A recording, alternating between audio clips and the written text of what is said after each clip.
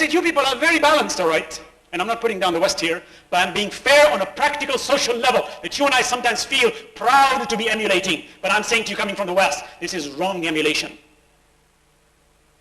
We're free, aren't we? We're balanced, aren't we? Male, female genders have equality, don't they? Okay, try selling a car with Mr. Universe's big, big muscles, shiny, oil him.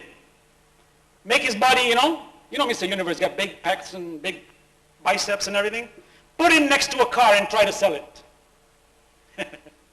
They can't even sell cigarettes with a guy.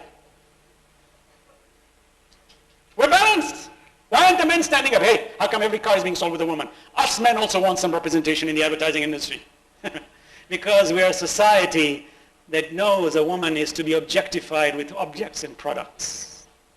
You think we stoop that low in our religion? No. It's not in our religion. Sorry. You may call us people going backwards, but we are more objective and we are more practical and we are more moral and ethical when it comes to the standards of preserving the fabric of our community and the fabric of our family. See, we don't see this. These are the realities in the world today, brothers and sisters, that we need to objectify and understand. And when we see Fatima al-Zahra salamullahi alayha, when we see Zainab alayha salamullahi alayha,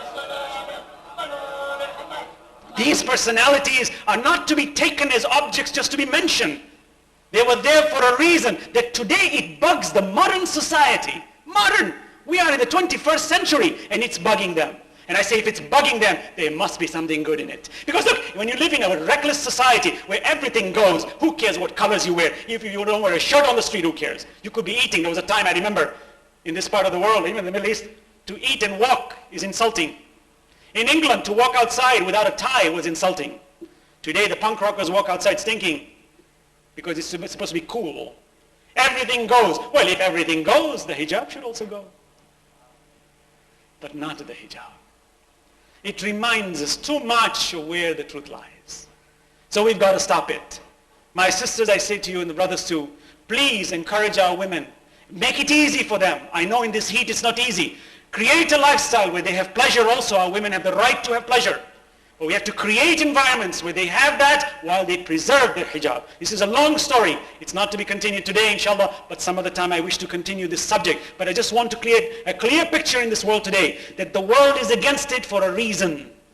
We are holding it, and now the decision is ours. Do we abandon it like those previous predecessors of ours, or do we uphold it and fight for it because this is a gift Allah has given us? The question and the answer lies in our own selves. Salawat ala Muhammad wa ala Muhammad.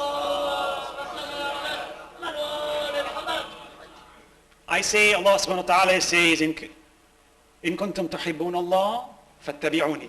Obey. We must obey.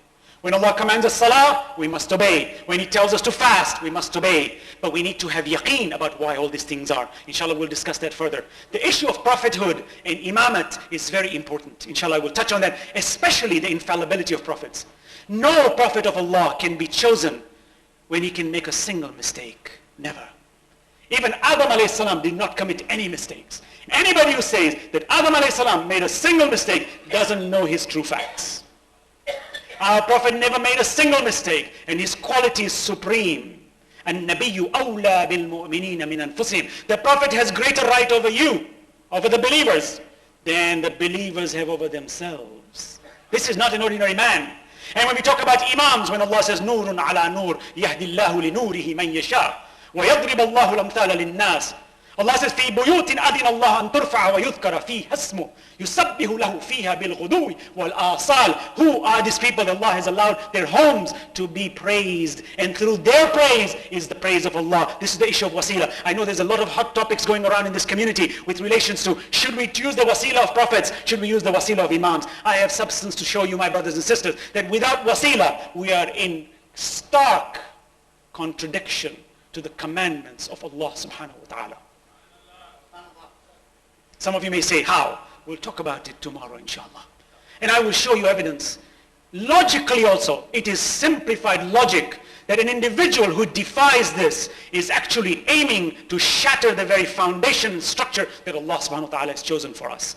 And I will show it. But this wasila doesn't mean that we talk to them like they are gods, or we talk to them and worship them. That's not the wasila we're talking about. We're talking about wasila meaning we recognize them as the true representatives of Allah. And if we go and ask them anything, it is because Allah has commanded them to represent Allah. This is not worship, it's different. We'll talk about it, inshallah. May Allah give us the tawfiq, the strength to be good Muslims, good believers.